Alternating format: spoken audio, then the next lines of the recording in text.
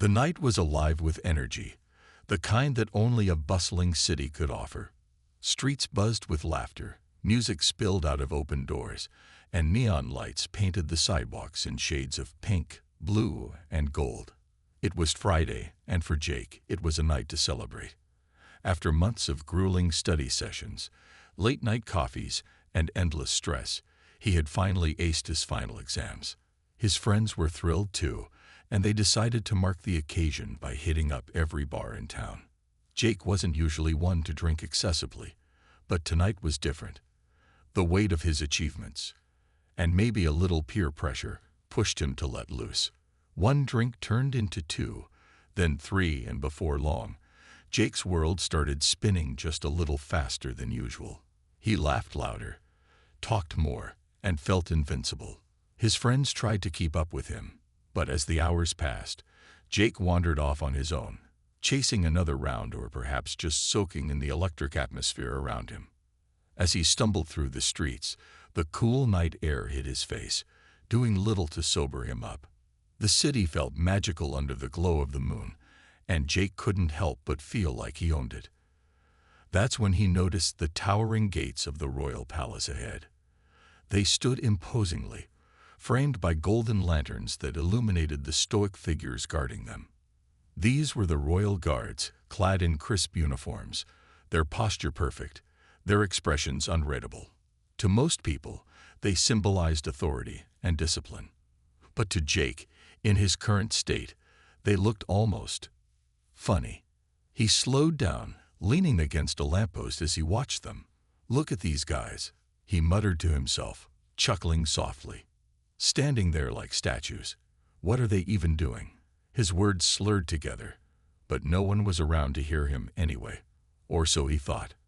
Emboldened by the lack of attention, Jake stepped closer, his curiosity turning into mischief. "Hey," he shouted, his voice echoing off the stone walls surrounding the palace. "You guys ever get bored just standing there? Don't you want to dance or something?" The guards didn't react. Not a twitch, not a blink.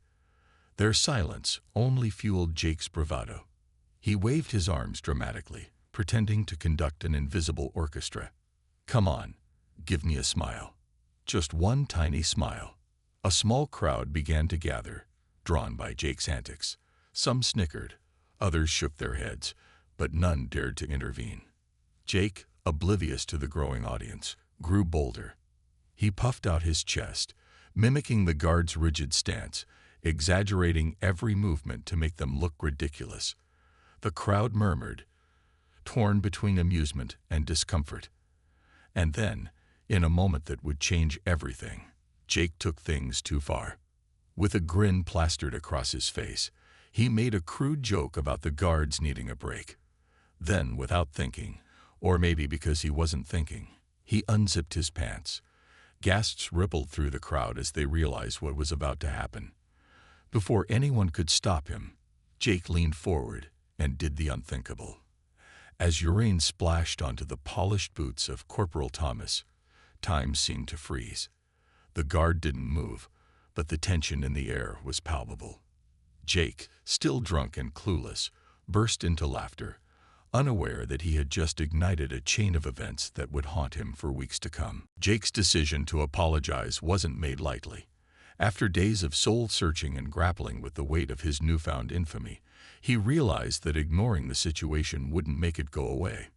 If anything, staying silent would only cement his image as the reckless drunk who disrespected authority and laughed at the consequences. He needed to take ownership of his actions, not just for himself, but to show the world that he was capable of growth, even after hitting rock bottom. The opportunity came when a popular morning talk show reached out to him. They had been following the story closely and saw an angle: redemption. Jake hesitated at first. The thought of sitting in front of cameras, knowing millions of people would be watching, filled him with dread. But deep down, he knew it was the right thing to do. With trembling hands, he accepted the invitation. On the day of the interview, Jake walked onto the set wearing a simple button-down shirt and jeans. His usual carefree demeanor was gone, replaced by a nervous energy that radiated off him like heat. As he sat down across from the host, a warm yet no-nonsense woman named Lisa, he could feel the eyes of the crew on him. Some looked sympathetic, others seemed skeptical. The stage lights were bright, almost blinding, but Jake forced himself to focus.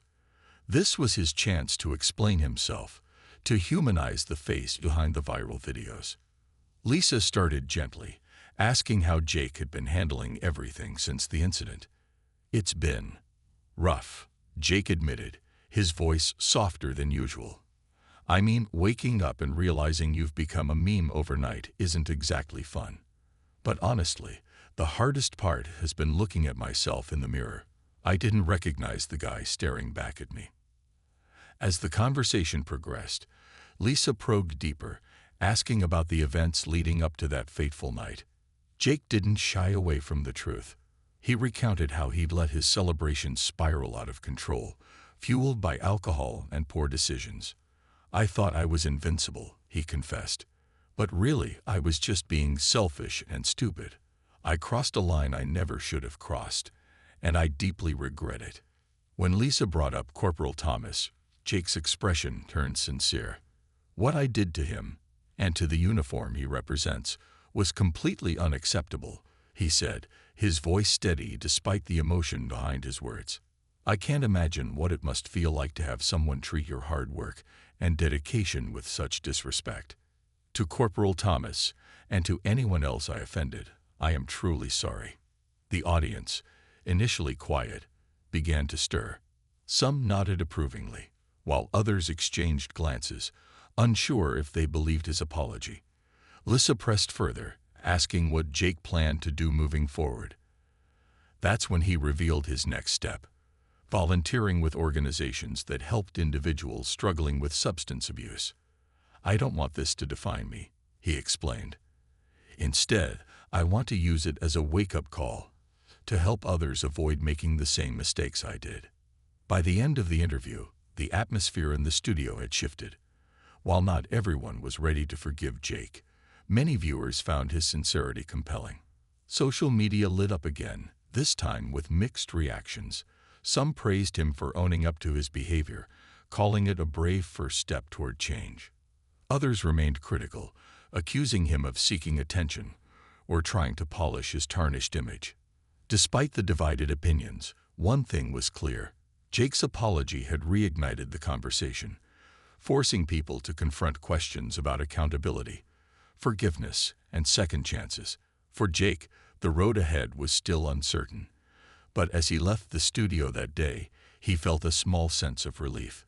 He hadn't fixed everything. He knew that would take time. But he had taken the first step.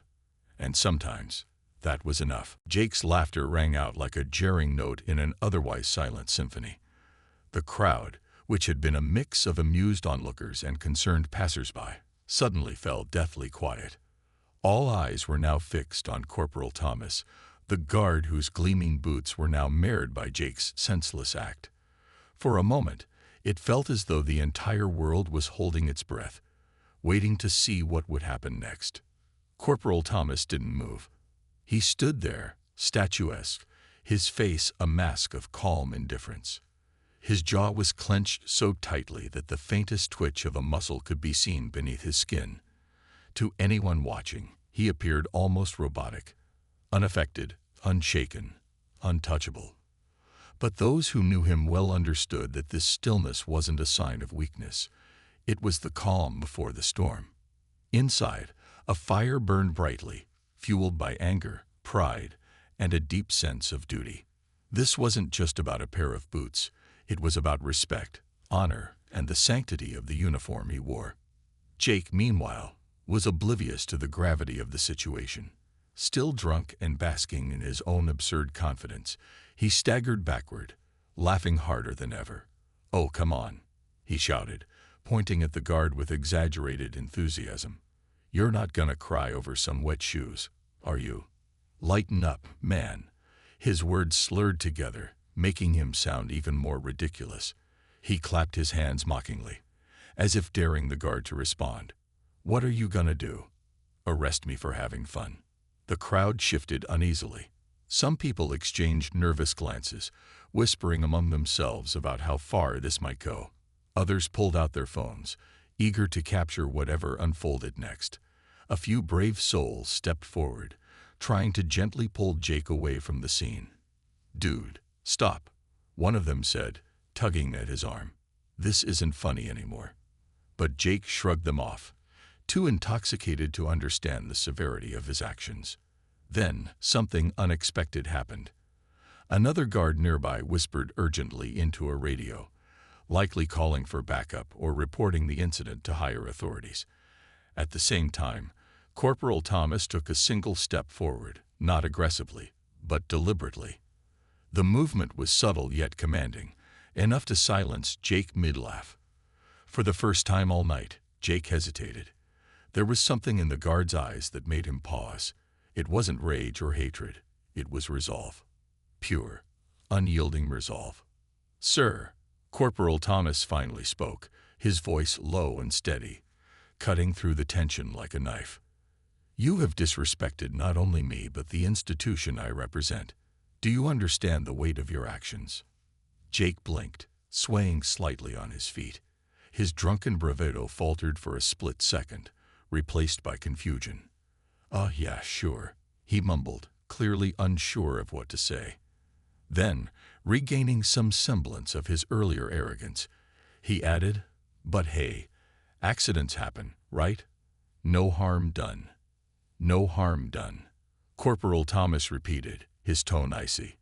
He glanced down briefly at his boots, then back up at Jake. "This is not just an accident. This is a deliberate act of disrespect. And let me assure you, sir, there will be consequences."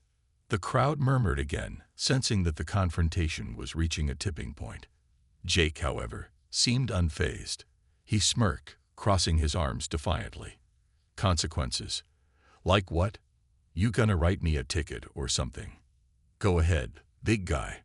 Make my night." Little did Jake know, the consequences were already in motion, and they wouldn't come in the form of a ticket. Corporal Thomas straightened his posture, his hand instinctively moving closer to the baton strapped to his belt. The air grew heavier, charged with anticipation. Everyone waited, wondering if the guard would actually take action, or if cooler heads would prevail. But one thing was certain. Jake had pushed things too far, and there was no turning back now. The spotlight shifted a few days later when Corporal Thomas agreed to give his side of the story in an exclusive interview. The public had been clamoring for his perspective ever since Jake's emotional apology aired on national television. While some praised Jake's attempt at redemption, others argued that the real victim in all of this was Corporal Thomas, and they wanted to hear directly from him. A respected journalist named Sarah conducted the interview, ensuring it remained respectful and focused on understanding the guard's thoughts without sensationalizing the incident. Corporal Thomas appeared calm and composed as he sat down for the interview, dressed in his immaculate uniform. Unlike Jake, who had seemed visibly nervous during his appearance, Thomas exuded quiet confidence. His posture was upright, his hands resting lightly on his knees, and his gaze steady. When Sarah introduced him, she emphasized his years of service and dedication to protecting the palace, setting the tone for a conversation rooted in professionalism rather than drama. Sarah began by asking how Corporal Thomas felt about the viral nature of the incident. "To be honest," he replied, his voice measured and calm, "I never expected something like this to happen. My job is to stand watch, to represent discipline and honor, not to become part of a trending topic online." He paused briefly before adding, "But I understand why people are interested. What happened that night wasn't just about me or the man who disrespected my physician. It was about respect itself, and where we draw the line." When Sarah asked about the moment Jake urinated on his boots, Thomas didn't mince words. "It was humiliating," he admitted, his tone firm but not angry. "Not because of what he did to my boots, but because of what it represented. That act wasn't just directed at me. It was directed at everything I stand for. And while I don't condone his behavior, I also recognized that alcohol played a role in clouding his judgment. The discussion then turned to the infamous kick. Sarah carefully broached the subject, acknowledging the debate over whether Thomas's response was justified. Looking back, Thomas said after a thoughtful pause, "I regret resorting to physical retaliation. It's not something I'm proud of, but in that moment, I felt it was necessary to assert authority, not just for myself, but for every guard standing beside me. We can't allow such blatant disrespect to go unchecked." His words struck a chord with viewers. Some appreciated his honesty, seeing it as proof that even those in positions of power are human and capable of reflection. Others remained critical, arguing that kicking someone, regardless of the circumstances, was excessive. When Sarah asked if he would apologize to Jake, Thomas shook his head slightly. "I won't apologize for defending the integrity of my uniform," he said firmly. "But I do regret escalating the situation physically. Ideally, these matters should be handled differently." As the interview wrapped up, Sarah thanked Thomas for sharing his perspective, noting how rare it was for someone in his position to speak so openly. "Let me leave you with this," Thomas said, leaning forward slightly. "Respect is a two-way street. Whether you're a civilian or a member of the Royal Guard, we all have a responsibility to treat each other with dignity. Mistakes will happen, but learning from them is what truly matters." The interview resonated deeply with audiences. Many admired Thomas's ability to balance accountability with introspection, while others continued debating the ethics of his actions. Social media buzzed once again, with hashtags like #RespectYourGuard and #LinesWedOncross trending alongside clips of the interview. For the first time, the narrative expanded beyond Jake's drunken antics or Thomas's swift kick. It became a broader conversation about mutual respect, personal growth, and the challenges of navigating moments of conflict. For Corporal Thomas, the interview marked the end of his involvement in the saga. He returned to his duties at the palace gates, resuming his role as a silent sentinel. But for Jake, the ripple effects of their encounter and the lessons learned from both sides were only beginning to unfold. The tension in the air was thick enough to cut with a knife. Jake stood there, swaying slightly, his smirk still plastered across his face, as if he had just pulled off some great prank. But the look in Corporal Thomas's eyes told a different story, one of quiet fury and unshakable resolve. The guard hadn't moved an inch since issuing his warning, but the energy around him seemed to shift. It was as though the very ground beneath him bristled with authority, daring Jake to say or do one more thing out of line. Jake, however, was either too drunk to notice or too stubborn to care. He leaned forward, pointing a finger at the guard like a mischievous child taunting an adult. "Oh, come on," he slurred, his voice rising louder than before. "You're not gonna hurt me, are you? What are you gonna do? Call your boss? Write me up for pissing on your fancy boots?" He laughed again, a hollow sound that echoed awkwardly against the stone walls of the palace gates. To Jake, this was all some big joke, a game where he held all the cards because, after all, what could a stoic royal guard possibly do to him? But the crowd wasn't laughing anymore. Some people had their phones out, recording every word and movement, while others whispered nervously among themselves. A few tried to intervene, stepping closer to Jake and urging him to stop. "Man, just walk away," one man said, tugging at Jake's sleeve. "This isn't worth it." Another woman chimed in, her voice sharp with concern. "Do you even realize who these guys are? They don't mess around." Jake brushed them off, waving his arms dismissively. "Relax, I got this," he muttered, stumbling a bit as he turned back to face Corporal Thomas. "So what's it gonna be, soldier boy? You just gonna stand there looking tough, or are you actually gonna do something?" Corporal Thomas didn't answer immediately. Instead, he took another step forward, his polished boots clicking softly against the pavement. The sound was subtle, almost imperceptible, but it carried a weight that made everyone freeze. Even Jake paused mid-sentence, his drunken bravado faltering for a brief moment. There was something about the way the guard moved, calm, deliberate, and utterly controlled, that sent a chill through the crowd. It was clear now that this wasn't just a passive figure standing idly by. This was someone who knew exactly how to handle situations like this. "Sir," Corporal Thomas said again, his voice calm but firm, each word landing like a hammer strike. "I have given you ample opportunity to show remorse. Yet here you stand, continuing to mock me and my position. Let me remind you, I am not here for entertainment. I am here to protect and uphold the dignity of this institution, and I will not tolerate further disrespect." Jake blinked, clearly taken aback by the seriousness of the guard's tone. For a fleeting second, it looked like he might apologize, or at least try to stumble away. But then, as if remembering his audience, he straightened up and forced another laugh. "Protect the dignity of your boots, huh? Wow, okay. Real noble cause you've got there." His words dripped with sarcasm, and the crowd groaned audibly. This wasn't funny anymore. It was reckless, dangerous even. Behind the scenes, other guards were subtly positioning themselves, forming a loose perimeter around Jake. One of them spoke quietly into a radio, likely updating command about the escalating situation. Meanwhile, Corporal Thomas remained focused solely on Jake, his gaze unwavering. Every muscle in his body seemed coiled, ready to spring into action if necessary. The message was clear. Enough was enough. And yet, despite the growing sense of inevitability, nothing happened. Not yet. The seconds stretched on, heavy with anticipation. Would Corporal Thomas let this slide, choosing restraint over retaliation? Or would he act, delivering the kind of response that would leave no room for doubt about the consequences of crossing the line? No one knew for sure, but one thing was certain.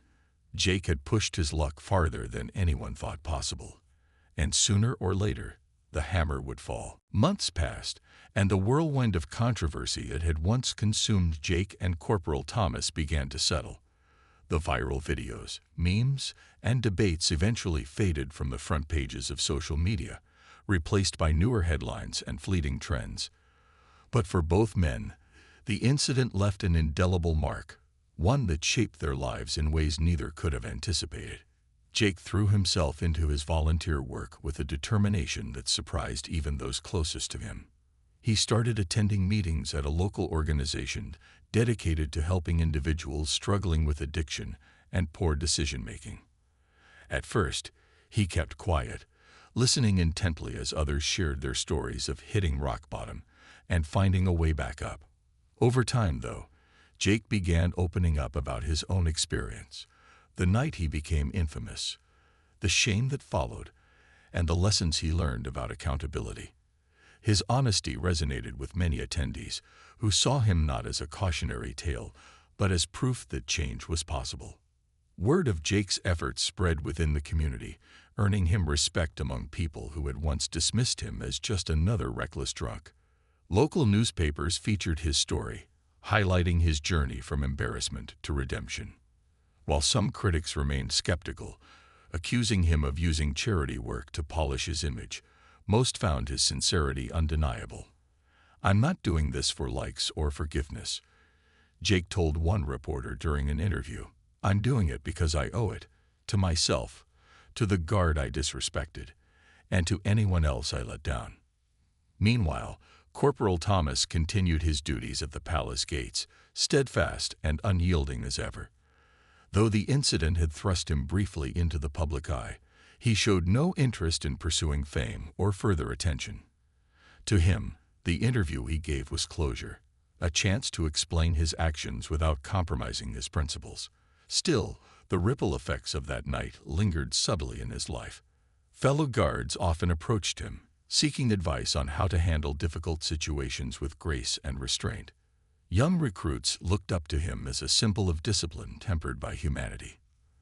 The two men never crossed paths again after that fateful night, but news of Jake's transformation eventually reached Corporal Thomas through mutual acquaintances. When asked privately what he thought about Jake's efforts, Thomas simply nodded and said, "Good for him. Everyone deserves a second chance. It wasn't effusive praise, but coming from Thomas, it carried weight, a quiet acknowledgement of growth earned through effort. In the broader scope, the incident sparked conversations far beyond the individuals involved. Schools incorporated the story into lessons about respect and responsibility, while workplaces used it as a case study in conflict resolution. Debates about the balance between authority and accountability persisted, reminding society of the complexities inherent in human interactions. Some argued that Corporal Thomas's response, while extreme, underscored the importance of boundaries. Others believed dialogue should always precede action, no matter the provocation. As time went on, the story evolved into something more than just a cautionary tale. It became a cultural touchstone. Artists created paintings inspired by the clash of arrogance and discipline. Writers penned essays exploring its moral implications, and comedians occasionally joked about boot-related mishaps. Yet beneath the humor and analysis lay a universal truth. Every action has consequences, and every consequence offers an opportunity to learn. For Jake, the journey wasn't easy, but it was worthwhile. He emerged stronger, humbler, and more self-aware, determined to live a life worthy of the second chance he'd been given. For Corporal Thomas, the ordeal reinforced his commitment to duty and honor, proving that true strength lies not in domination, but in restraint. Together, albeit unknowingly, they reminded the world of the power of reflection, forgiveness, and resilience. And so, the saga came full circle, not with vengeance or bitterness, but with understanding and growth. What had begun as a drunken misstep ended as a testament to the enduring capacity for change, leaving behind a legacy neither man could have foreseen on that chaotic night outside the palace gates. By the time the sun rose the next morning, the events of the previous night had already taken on a life of their own. Social media platforms were ablaze with videos and screenshots capturing every excruciating detail of Jake's drunken antics and Corporal Thomas's decisive retaliation. Hashtags like #Bootgate, #RoyalKick, and #DrunkenDisrespectful trended across multiple countries, turning what had started as a local incident into a global spectacle. Memes flooded timelines, some poking fun at Jake's misfortune, others applauding the guard's swift response.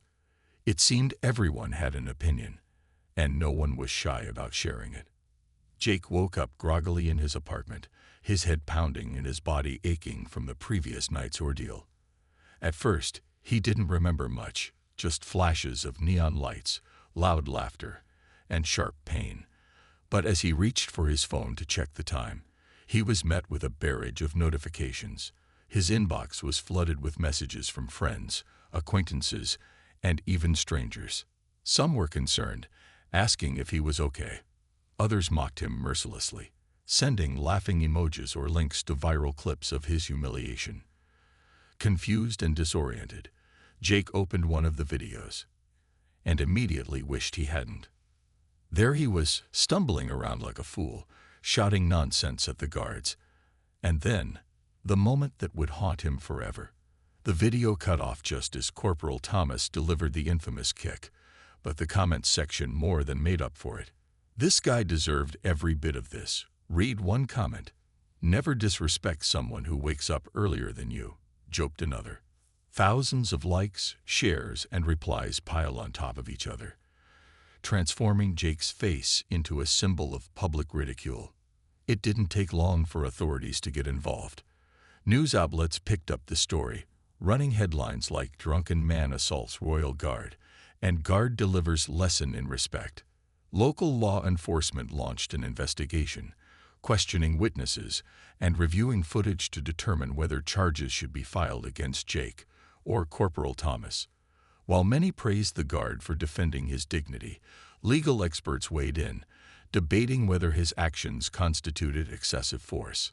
The palace issued a brief statement, emphasizing the importance of respecting authority figures while remaining neutral about the specifics of the case. For Jake, the fallout was overwhelming. His name and face were everywhere, making it impossible to escape the backlash. Friends stopped answering his calls.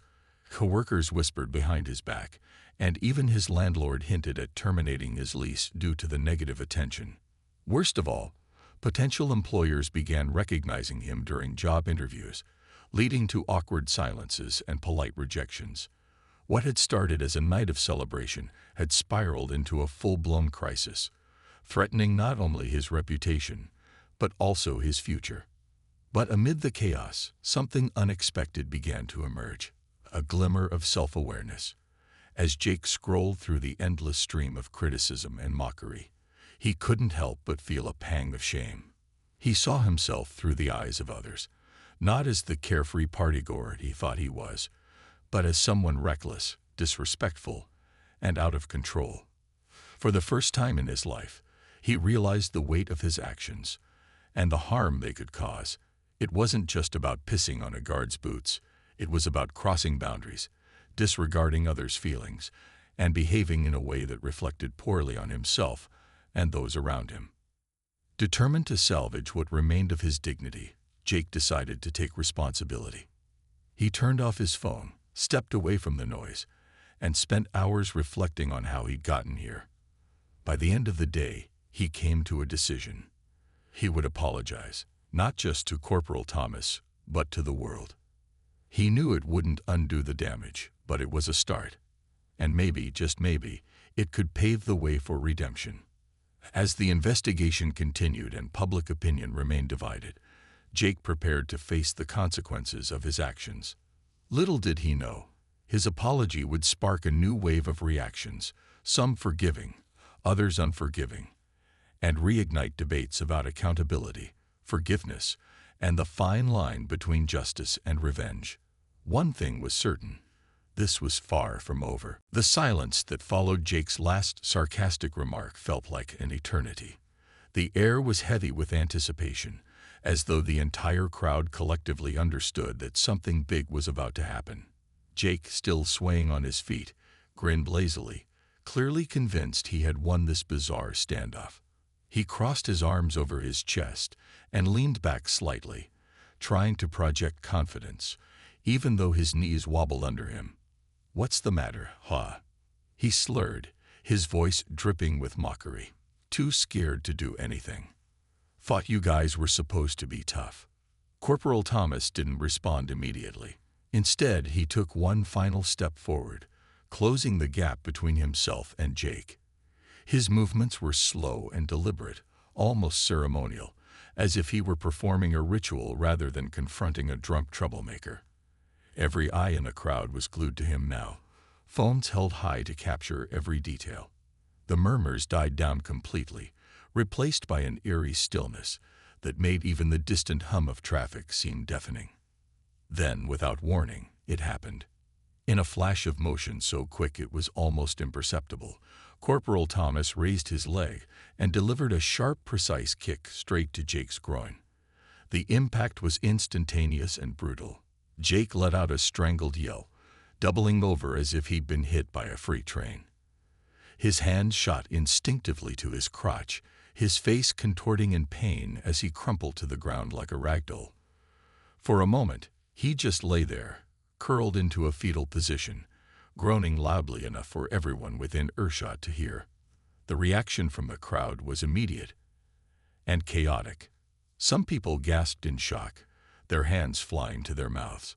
Others burst into laughter, unable to contain themselves at the absurdity of the situation. A few clapped approvingly, cheering for the guard who had finally put the obnoxious drunk in his place. "Oh, that's gotta hurt," someone shouted, while another added, "Serves him right." It was a strange mix of emotions, horror, amusement, and vindication, all swirling together in a single unforgettable moment. Meanwhile, Corporal Thomas stood tall once again, his expression unchanged. If anything, he looked even more composed than before, as though delivering such a blow was nothing more than part of his daily routine. He adjusted his stance, straightened his uniform, and resumed his original position beside the palace gates. To anyone watching, it might have seemed surreal. How could someone appear so calm after such a dramatic display of force? But that was the essence of Corporal Thomas. Unshakable, disciplined, and utterly professional.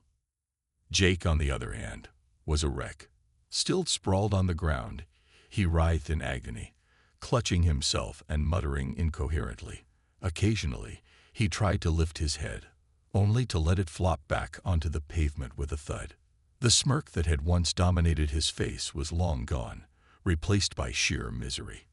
A few members of the crowd knelt beside him, offering hesitant words of sympathy or advice to breathe deeply. One woman even handed him a bottle of water, though it was clear he wasn't in any condition to drink it. As the reality of what had just happened began to sink in, the mood shifted. The initial wave of laughter faded, replaced by murmurs of concern and disbelief. People started debating whether Corporal Thomas had gone too far, or if Jake had deserved exactly what he got. "I mean, yeah, the guy was being a jerk," one man said, scratching his head. "But did he really need to get kicked like that?" Others disagreed. "Are you kidding me?" a woman retorted, folding her arms. "He pissed on the guy's shoes," and kept mocking him. What did he expect was gonna happen? Amidst the chatter, Corporal Thomas remained silent, his focus unwavering. He didn't glance down at Jake or acknowledge the crowd's reactions. Instead, he stared straight ahead, his posture as rigid as ever, embodying the very definition of stoicism. Whether he felt satisfaction, regret, or nothing at all was impossible to tell. But one thing was certain: justice, or vengeance, depending on how you looked at it, had been served. And as the crowd slowly dispersed, leaving Jake groaning on the cold pavement, the scene lingered in everyone's minds. It was a moment that would spark debates, memes, and discussions for days to come. But for now, it was over. Jake had pushed the wrong person too far, and the consequences had landed exactly where they hurt the most.